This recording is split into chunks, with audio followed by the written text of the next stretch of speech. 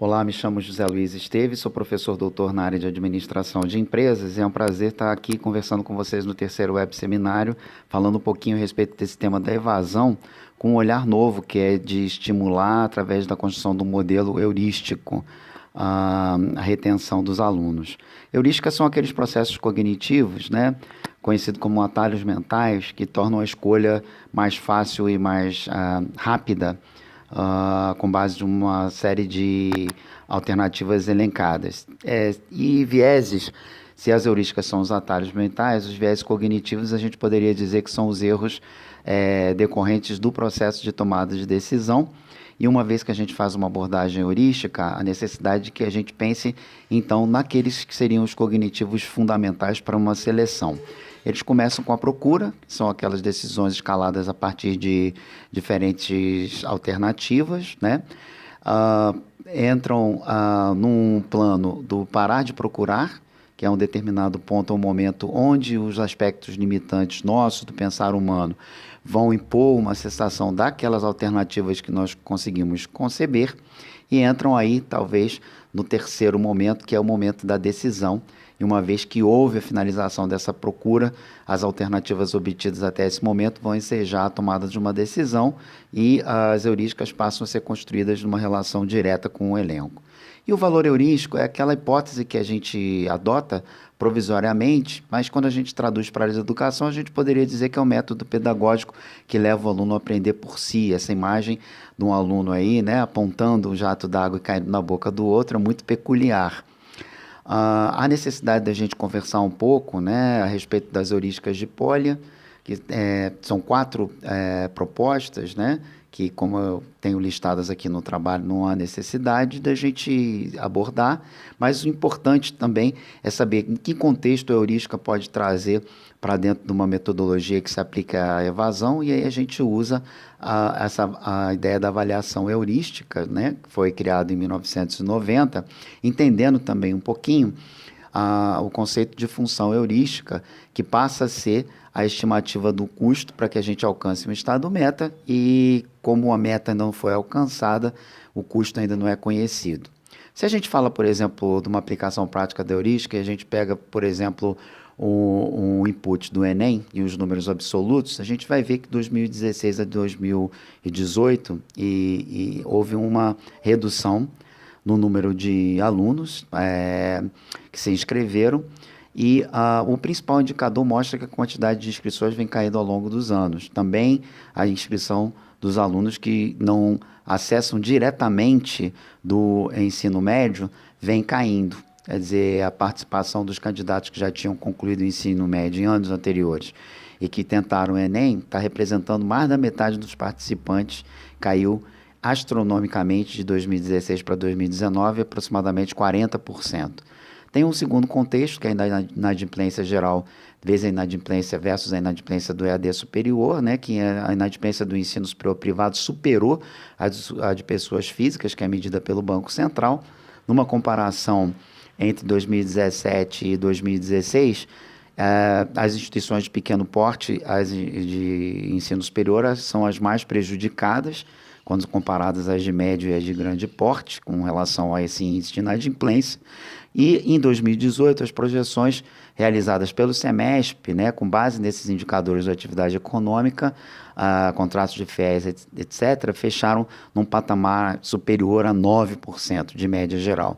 Quando a gente fala, por exemplo, do terceiro contexto, que é o da captação versus a retenção de alunos, a gente pega o período de amostragem de 2010 a 2017, perdão, a gente vai ver que a taxa de evasão nos cursos ela vem significativamente aumentando.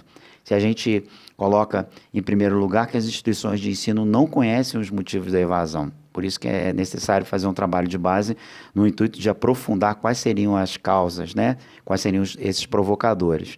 O indicador principal, os dados do Censo do EAD Brasil 2017, vão revelar que as taxas de evasão estão cada vez mais próximas dos cursos presenciais, e as taxas de evasão acima de 50% já estão praticamente equiparando o presencial a modelo de educação à distância.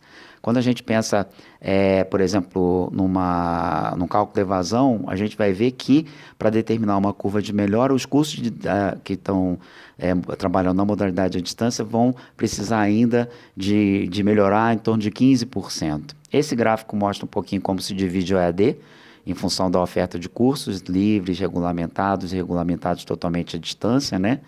E a gente chega aos fatores mais comuns na impulsão do EAD. Primeiro, eu acho que a expansão realmente e a facilidade de acesso à internet. Os dados do IBGE mostram que mais da metade, cerca de 64% da população já tem acesso e a gente tem a possibilidade de utilizar plataformas, né, em diferentes recursos. O segundo fator também seria o econômico. Os cursos à distância normalmente são mais baratos que os cursos presenciais, mas há já algumas inferências a fazer nesse sentido. Também a flexibilidade, né? Quem não gosta de estar no controle do próprio aprendizado, mas aí a gente passa do princípio daquela flexibilidade pedagógica que interage com a espacial, com a temporal e com a curricular.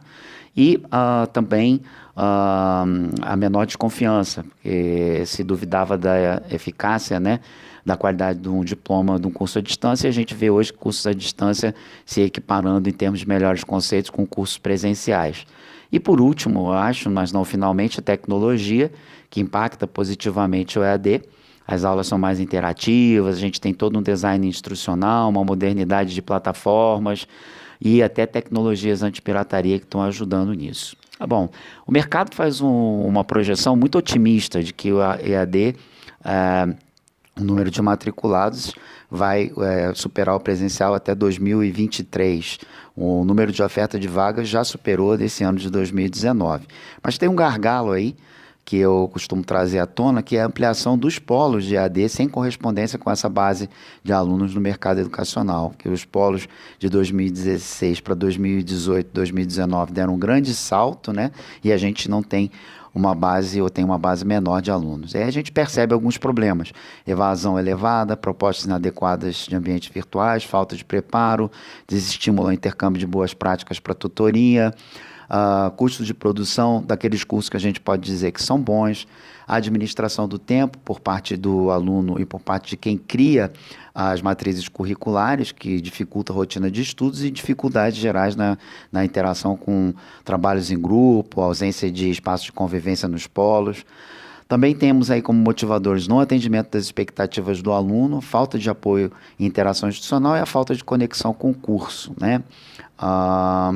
Seguida de uma dificuldade com as plataformas, porque elas se sofisticam e aí tornam-se de algum momento um pouco mais difíceis de serem acessadas e utilizadas, né? E outros motivos que vão principalmente no âmbito das dificuldades financeiras e no baixo desempenho acadêmico. Quando a gente faz um recorte, né, no Brasil e Minas, a gente vai ver também que tem estudos que fazem projeções das taxas anuais que estavam imaginando uma realidade projetada até 2037 e há uma redução também do analfabetismo. A gente pode dizer, então, que a gente está escalando em termos de educação, mas isso não é suficiente. Por exemplo, há necessidade, no caso aqui de Minas Gerais especificamente, de que a gente faça uma releitura com base em todos esses cenários.